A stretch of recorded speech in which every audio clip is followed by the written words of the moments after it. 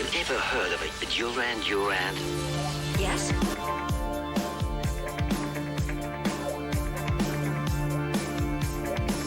Now the time has come. The music's between us. Is there a sense of competing with your past? No. You got to sleep with it, Yeah, but not compete with it. it's deep. Please, please tell me now.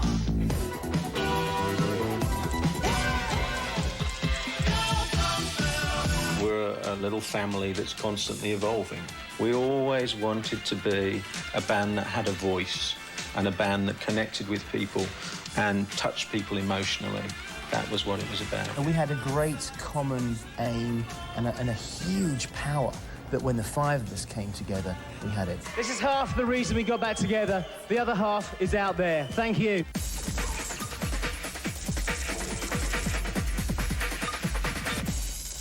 How is everyone doing? We're fine, we're firing, and we're happy. And I mean, we get to fly around the country in our own little plane and have people tell us how wonderful we are. Just like the olden days. Yeah. Reach up for the sunrise. Put your hands into the big sky. Did it surprise you that it was just so easy? Did you think it would be easy? I think before we went into it, I was daunted a little bit, thinking, have we still got it in us? I know John was definitely daunted. But frankly, it took all of 5 minutes. I knew it was working, and that's all you need to know. It sort of is daunting in a sense that you're thinking, you know, do you get back? Or can you be as good as or as free, as fluent, expressive, whatever? But, you know, when we all started, I don't think anyone knew what cocaine was. We didn't have baggage, habits, pressure, and really, now everyone's kind of, you know, the insecurities have gone, everyone's pretty much got a life, families, no bad habits. It's more like where you were when you were 19, 20 in terms of, there's no baggage, really true. the table doesn't have a lot of clutter on it. When John and I first had a vision for the start of Duran, we always wanted to be successful. For some reason, we thought that this peculiar, obscure, avant-garde art noise we were making was going to be this successful thing. But as we developed it, it naturally fell into the lineup that made the first record. By then, I think things had become a lot more clear as to the sound we wanted to make. And it had become so much more commercial in the way that I think it was contemporary for its time. When me and Nick started Duran, it was it's funny because the musical instruments themselves were almost kind of secondary. We used to watch films of the Beatles and go to concerts and say, that's what we want to be, we want to be pop stars.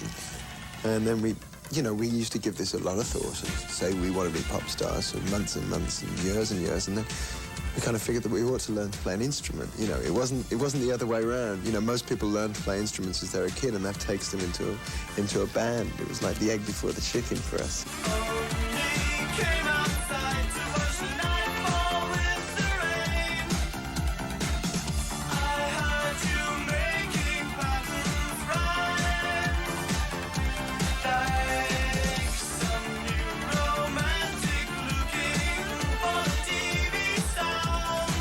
Everybody else in the band, myself, Nick, John, and Roger, really were kind of into the sort of the punk and the new music kind of thing. You came from rock. You came from touring f***ing American air bases in Germany, and for you, it must have been fantastic. When I met them, they had this overwhelming sense of, we're going to do this. I said to John, so what are we going to do? We're going to play sort of like clubs and pubs at the weekends then? He goes, no, Simon, we are going to play Madison Square Garden. I thought, OK, right. Duran's been a brand name for quite a while now. And we spent the first 5 years of our career running around the world, not stopping anywhere to think about anything, trying to establish that brand name so that we did have an audience and so that we could make it a career. We were very ambitious, very optimistic, and very naive. And out of that came this total belief that the thing was going to work.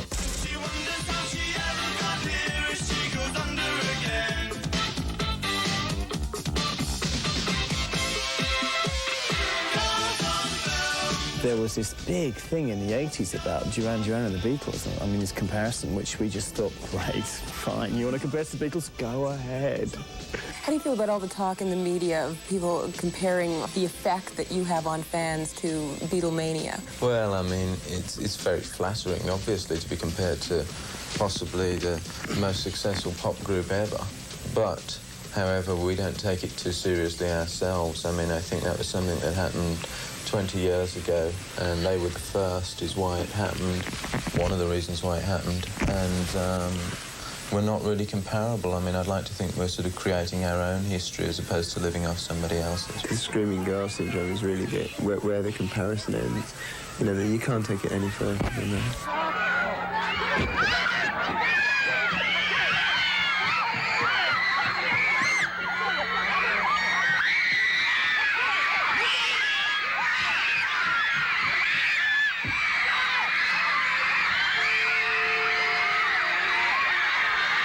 Does that happen wherever you go? Yeah. Do you have people sitting on your front lawn Sometimes, and things like yes, that? yeah.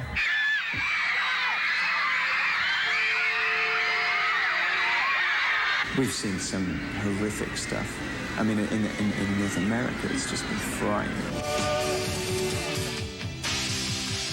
Was it weird when you were in the pinup magazines? I just thought it wasn't, I didn't think it was about how you looked. I thought it was about what you meant to people. And I meant something because of Duran Duran and our songs. It was perfectly normal. You know, women aren't just attracted to looks. You know, I don't think you get in this business if you don't, you know, you don't become a pop star if you don't like being looked at. You know, you have to take all that. And if I don't look at you, if you walk down the street and nobody looks at you, you go, what's going on? I don't like this. You know, I like being recognised.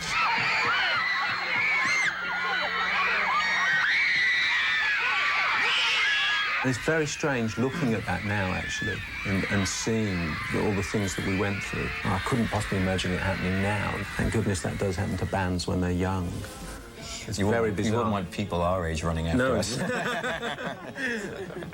It was very... It would be very frightening.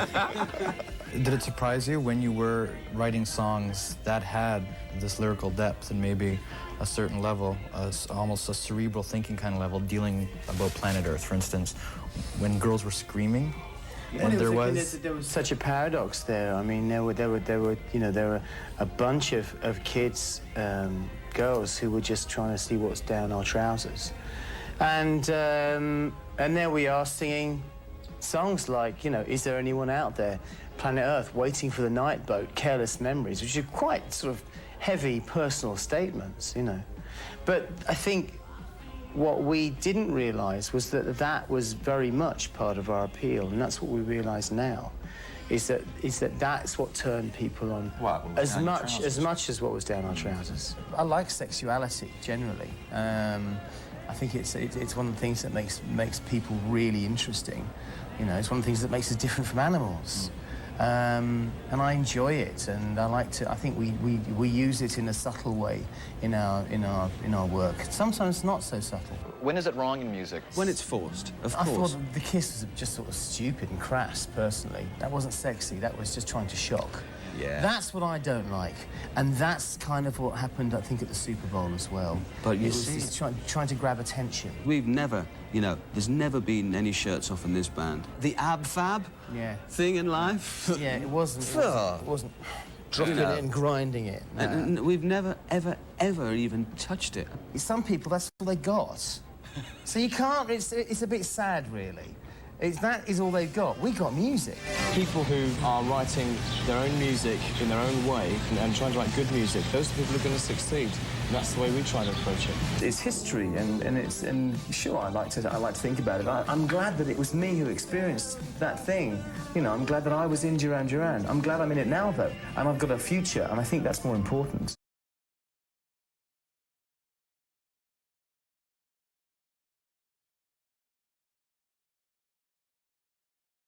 There was a common feeling, a feeling of being part of something new, and this being our time, you know, the chance for us to go straight out there and have hits, and to grab people by the throat and going, we're here, we have arrived.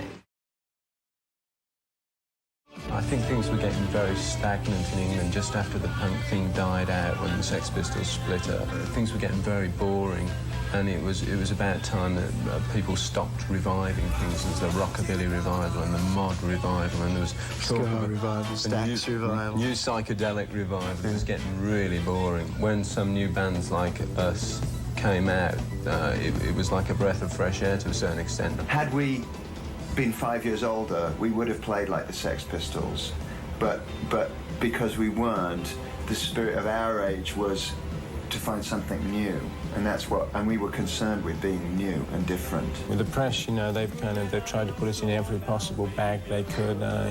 They've called us every possible kind of music. They've compared us to every kind of band in England. Particularly, there's always been some band going to take away the Duran position in music or whatever. First it was ABC and Haircut 100, and then Culture Club and Wham. And we've seen a lot of those bands kind of go.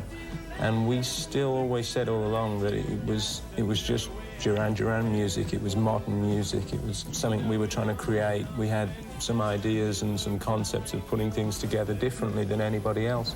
And I don't really think we were ever comparable. And now I think that they're coming to realise that it's a bit stupid doing it because, you know, really, I think we've outlived all of those. Various forms. It came from discos. We were sort of brought up on 70s music, like Roxy music, Sparks, Bowie, that sort of stuff. In our first album was very much our ideas and influences of the time. Possibly there was some of Roxy music and David Bowie, which we'd grown up with there, but from there we moved on, and that was sort of influences from 4 or 5 years back that we'd just slung together and put together for that first album.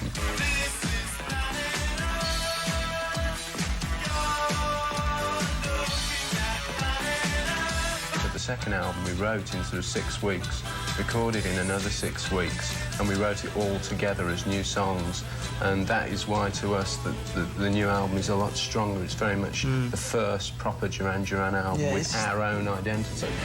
We don't have to make such an effort. It was basically putting a little bit more flamboyancy back into the music. I mean, rock and roll has always been about pizzazz and colour, you know, and it was getting very grey, and it just put a bit more colour back into it. It became a lot more vibrant, exciting. It's what it should be about. We always felt that our music was the most important thing. A lot of other people in the press and media have often accused us of superfluous imagery and all sorts of things, but basically we're just into making our whole presentation as good as we can. I think the 80s was a lot more open. The fashion was less corporate, so it was more experimental. I think fashion at the moment, and this is a trend that's been kind of gathering momentum since the end of the 80s, which carried on into the 90s, is everybody's heading for the middle. Everybody's going to the middle, and the middle is getting so f***ing crowded. You've got to, if you're going to do anything interesting, you've got to get out on the edge. I mean, I got in this game because I wanted to make records and I wanted to play to people.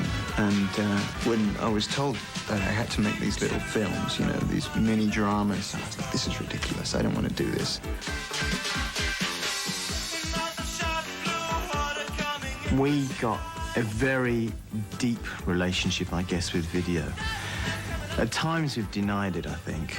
But we can't deny it because it was so much a part of our success, so much of what put us into people's consciousnesses in the first place. I think that they did us a lot of good and a lot of harm, videos. The yacht, with every one of us standing at the front of it. I think it's only now that people are starting to realise that we don't spend most of our time standing on the front of yachts in silk suits. Is that important for the band? Videos, well, of course, otherwise we wouldn't be spending lots of money, lots of time and lots of brain cells on making things. We didn't really have any control over it. We just did it. We tried to make them as interesting as possible. We do that with everything that we do. We've always tried to pioneer things visually. And, you know, everybody said, well, it's what?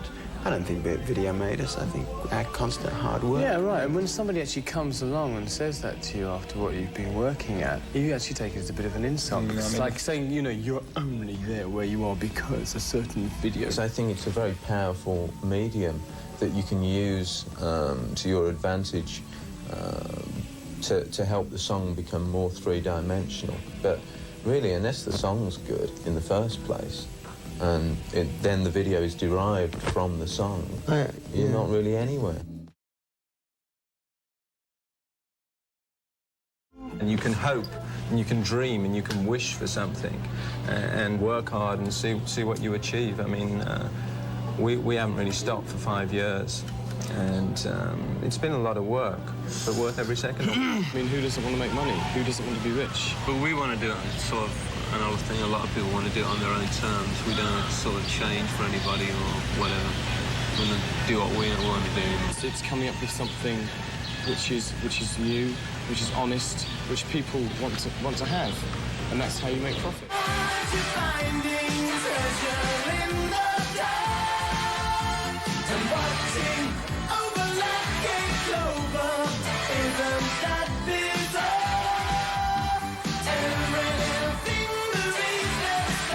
We view ourselves as being considerably more long-term than that. I do remember somebody saying about 3 years ago, how long's this going to last, huh? About 3 years?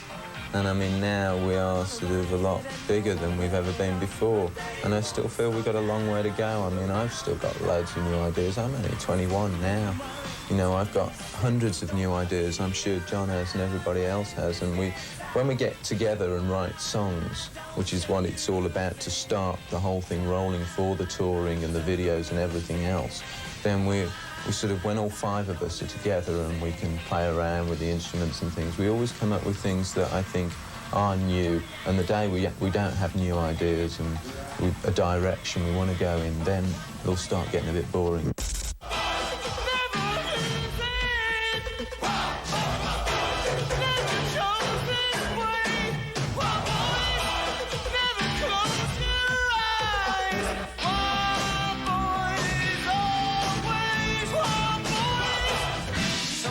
It's hot and some sweat when the heat is on. Some like it hot, some like it hot. It is a full-time thing at the moment, but at the same time, I mean, it's kind of hard to determine because I'm doing an interview now about a power station, but I'm also a member of Duran, so I'm kind of working for both, you know. A lot of it crosses over a lot. So we withdrew from it, and that is how the Power Station and Arcadia projects basically came about. We wanted to make some records for ourselves.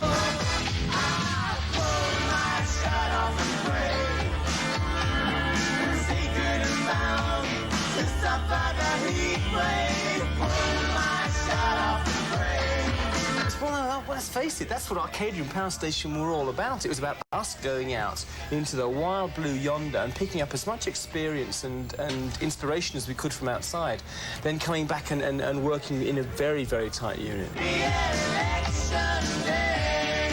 A lot of people really didn't think we'd get back together, you know, and there'd been Power Station, Arcadia, and all these individual things, and Nick said this, and Simon said this, and John said this, and all this. And so I think there was an element of notoriety in what we were doing, and would we come back together? But once again, you know, people take the whole thing too seriously.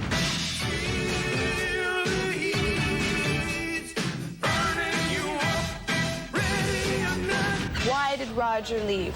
Basically, I think it just got to a point where him and the music business just weren't working well together, and he just decided that for the sake of his own peace of mind, he'd be better off getting out of it. I think it was the pressure of interviews and photo sessions and going up and standing there in front of thousands of people was just was not really the kind of life that he wanted to lead. You know, it was making him feel very uncomfortable about everyday life.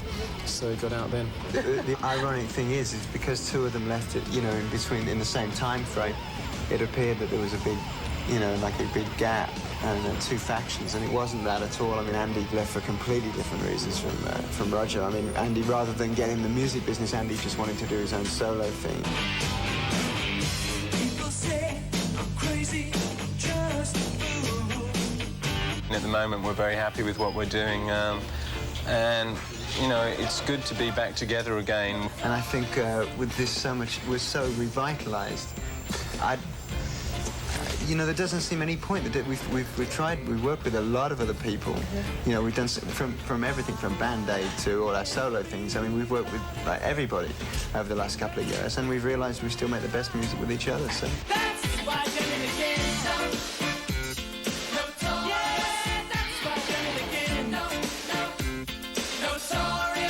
Unfinished business, you know, that's what it's all about, really. Is this what Notorious is? Yes, it is, yeah. Well, it's kind of unfinished business. I mean, there was something we realised when we started writing it in Paris. We realised just how much we did have to say about what we are, and about how we've been treated, and about all that. And that's really what the album is. It's us, it's our music, it's for us. We made it. There's a change in personnel, and two of the guys left for different reasons, and so we were faced with the fact that we had to change the band's sound. And actually it was quite well timed, because I think we were looking for a slight change in direction, and it seemed like a pretty good time to do it. There was certain, stylistically we wanted to move into a different area.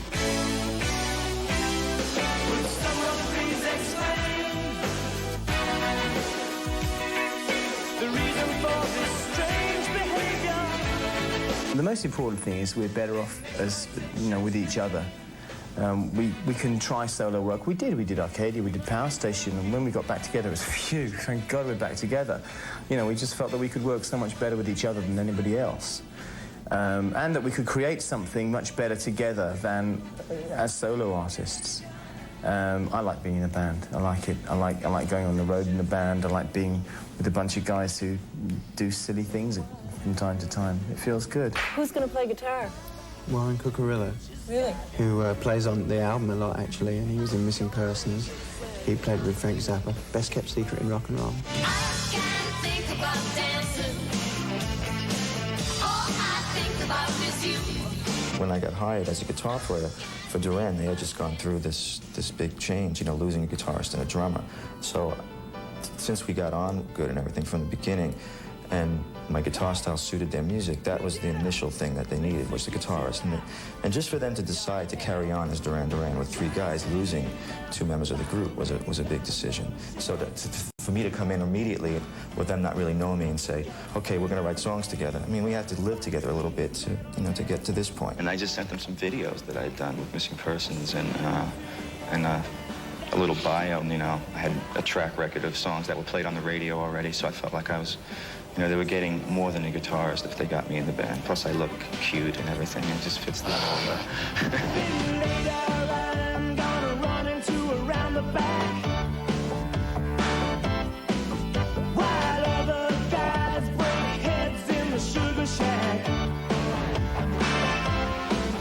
Don't give me a drink, I don't wanna get too stoned. Then we're gonna see who's gonna take who home. Own passion for the music. Doesn't mean we got problems. Ain't always black and white. Who cares anyway? What did Liberty, the last album, do for you, and what didn't it do for you?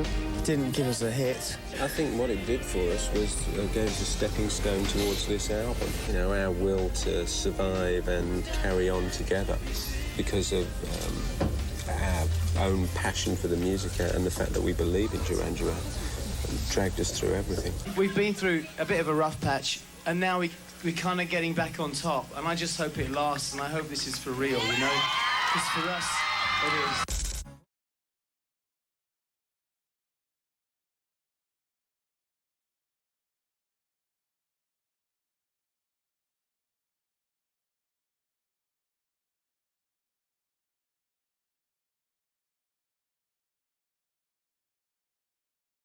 Does it ever cease to amaze you with every record? You're hearing the word comeback associated? You've never gone away. I know. Yeah, no, you're right. But that's true. You're talking about people who read the newspapers and watch TV, who don't necessarily follow every little move we make. When we first started, or for the first 3 or 4 years, the newspapers were interested in every little move we made. You can't keep that up. Nobody can keep that kind of attention because the media naturally lose interest in you and their interest shifts to somebody else. But it lasts for a very short while. So the people who you know, just read the newspapers and watch the TV news stories and stuff to become aware of what's happening through those media particularly. When you're off, you disappear. And as far as they're concerned, they are only aware of you when you've got an album out and you're promoting it and you are on the media. So to their minds, it is a comeback. And that's fair enough. You can't argue with that.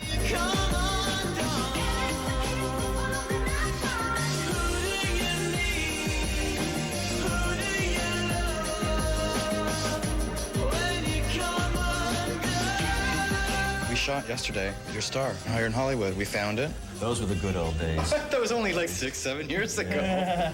Back at Capitol Records, Hollywood and Vibe. Oddly, that's where it is. Right next to John Lennon there. You're right next to John Lennon. Yeah, I don't think there's any better place we could be. Does that mean anything to you? The star? Yeah, in America, Oh, that's the pinnacle of reaching the masses, is to get your own star. The star to us, I mean, you know, we could have had 200 Grammys by now, but the star means a lot more than the Grammys. Yeah. People walking over you on Hollywood Boulevard. See, no, you're laughing. I don't know whether to take you seriously. No, it's true. It's true.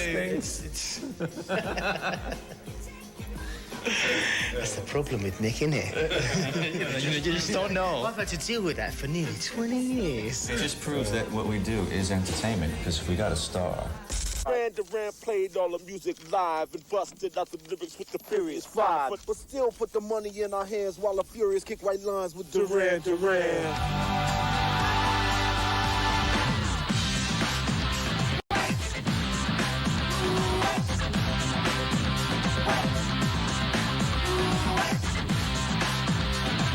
Everybody else is making them. And we hear them on the radio. We'd hear these songs on the radio, and we'd think, God, what a stupid song to cover. I could think of so many better songs to do than that. And we all felt like that, so we just decided to do our own. I think Duran's version of Perfect Day is possibly the best re-recording of a song of mine that I've heard. It's absolutely wild about it. Such a perfect day, you just keep me hanging on. We're all sort of free spirits. We're very committed to the band, but we don't have the sort of paranoia anymore of somebody going and doing something. And if somebody wants to go and do another project for a few months here or whatever, it's all quite possible. I'm sure people will do different things. You're so mean. Do you know what I mean? You're unkind. Is this a chance for you to become a little bit more rock-oriented? You know, the biggest hit we had in the last couple of years was Ordinary World, and my contribution to that song was, it's too slow, guys, it's too slow, you know. I didn't want to get hung up on that, you know, in that ballad kind of, you know, I felt it was a trap, you know. So this is like, you know, without really going out and looking for it, this appeared. From the queen, she don't love me. As a musician, you're always fighting against being pigeonholed. You know, it's something that the industry wants to do to you and the press wants to do to you, and it's always something we're trying to get away from. We like all sorts of music, you know. We don't want to be just playing the one kind of music all our lives.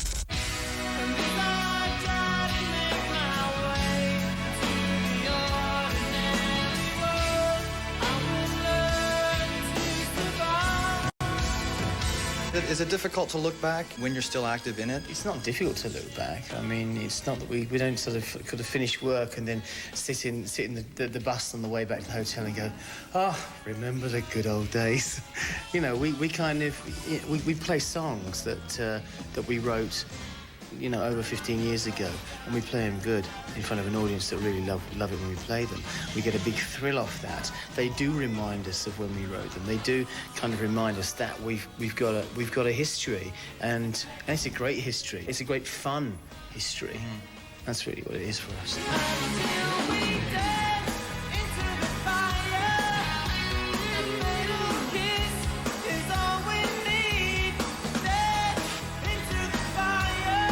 You know what's interesting to us, I suppose, is when we put it together, the live show, and we look at, you know, now a 20-year catalogue of songs to choose from. It's quite good that we can miss out 4 number ones and still have a 2-hour set, you know?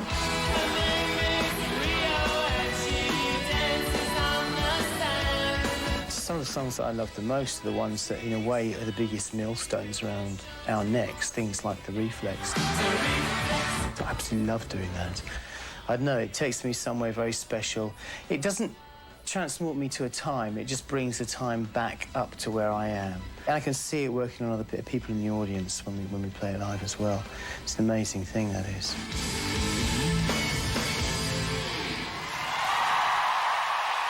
Duran Duran in 1997, I think, are as fresh as we were in 1980. This album, the Medazzaland album, represents our sound for the 90s in the same way that Rio did in the 1980s.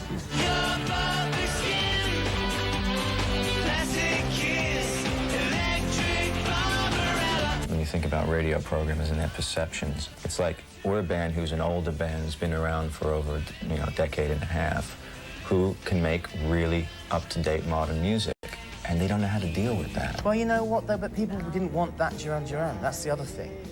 People don't want Simon and Nick Duran Duran, or Simon and Nick and Warren Duran Duran. They want the five guys. People weren't excited about that band. It wasn't what I wanted. You know, I'm the singer, and Nick was the keyboard player, and we were in the original band, and two just didn't cut it. But it was the best we could do. I guess you've known it for a while. Did I mean trouble? The hardest thing is to let go. When love is real. You have to go through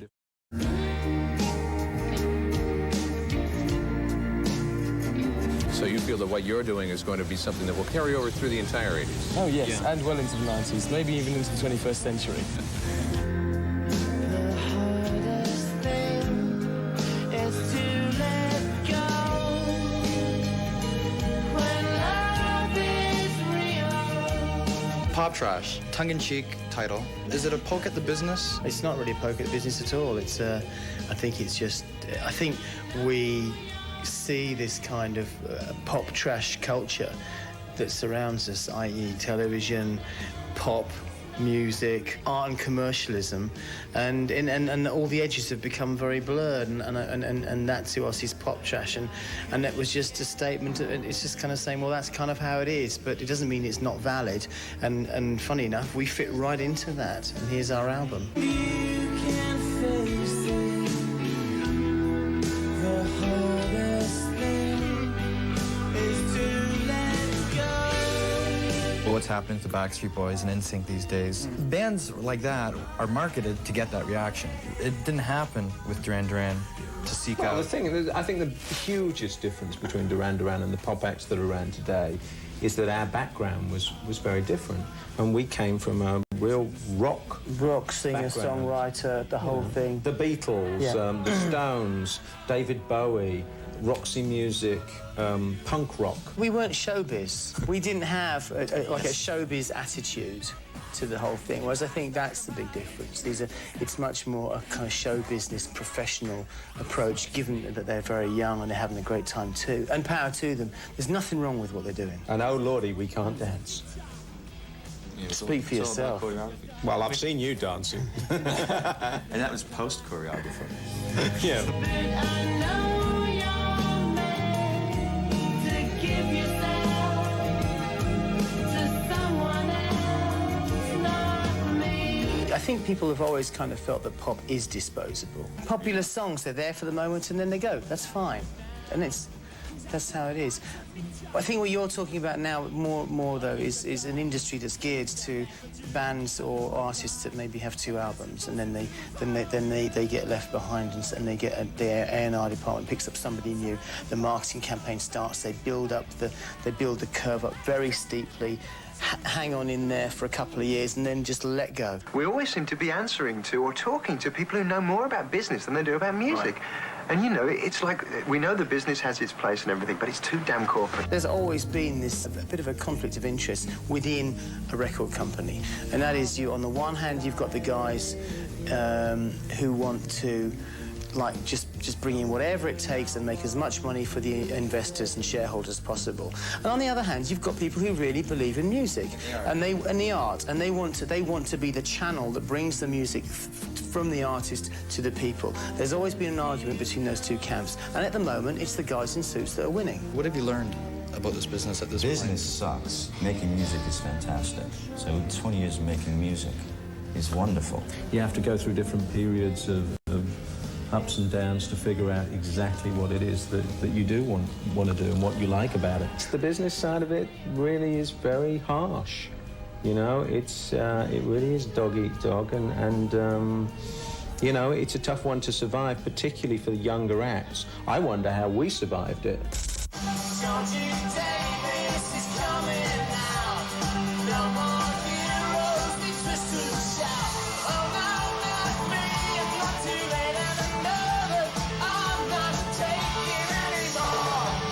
Are you calling it a reunion? No, we're not. I think we had a reunion tour, which was the first time we played together for 15 years, and that was last year. We came here. That was the reunion. This is the next Duran Duran. This is the next phase in Duran Duran. It's difficult to have a reunion when the band's actually always been around. Yeah. He was reunited with himself. Yeah. The way I look at it is that Nick and I hung on to it and we kept it going. It wasn't how we wanted it, but Nick and I particularly felt we had to keep it going. And, you know, in the back of our minds, this is what we were waiting for. I've got to say thank you to all you people out here, everybody watching this on TV. We've had an amazing, amazing time over the last couple of months. We've been writing songs, we've been recording, and it really kicks ass. I love these guys. This is half the reason we got back together. The other half is out there. Thank you. There's no handbook. There's no rock and roll handbook. So it's not like, here's a list of things you have to do for it to be okay. If music can motivate you and drive you, then everyone jumps on board and it moves. And so that's really what we did. We got together, talked about it, but none of that was difficult. Everyone was in the right frame of mind, clear, you know, that contractually, personally, no one was, you know, in a hole, whatever. And we decided that, you know, we had to make an album, really, because the creative relationship was the thing that brought us together. And we jumped into that. And pretty much from the get-go, it was like, oh, yeah, right, bang, Rog starts playing.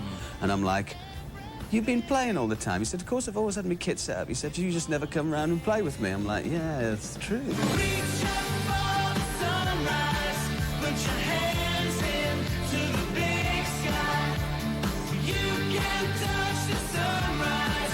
What's happened in the past couple of years? Did it surprise you, the respect from the industry, the Lifetime Achievement Awards? It surprised us. Press clamoring to talk to you. It surprised us that people actually came out and said it. I just want to say I love you guys.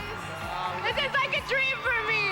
We all kind of had a suspicion it was there, because people would always tell us, oh, man, I love Duran Duran. You guys set the standard for rock star videos. You know, you guys are so great. You're the reason I started off in music. Make some noise. Duran Duran is on stage, y'all. We've heard that so many times. But for it to actually become public and for it to be on the screen and for people to say that is a whole new thing for us. Is there an indication that there's new fans coming along or young fans coming along for the ride? Well, if you looked at our audience, all our audience that we played to all last year, really, starting off in Japan, coming through America, going back to the UK, and you would say yes, because there's consistently been a growing number of teenagers in our audiences. And why they're there is, you know, we don't give them questionnaires, so we don't know if it's their mums and dads turn them on, or if they're just into like retro music, or if they just hear Duran Duran and think, oh, I want some of that too. That's the thing that's sort of really blown our minds, is how many people have came back to the band and bought concert tickets and stuff. I mean, you know, you couldn't make up the dream once, but twice.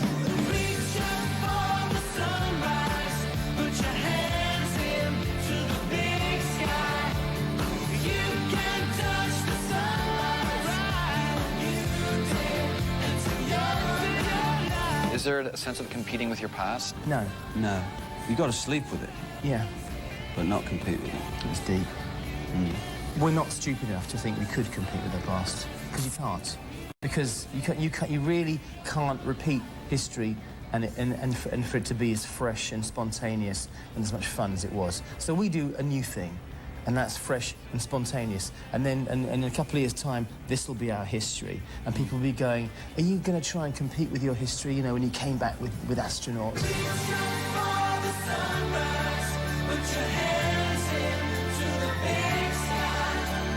if you're going to do anything interesting, you've got to get out on the edge, which is one of the reasons we called our album Astronauts, because it's going out there. And the other reason is it's got a big, shiny helmet. Whose helmet? It's the band's collective helmet. Okay. Band's collective shiny helmet. New day, enter your life.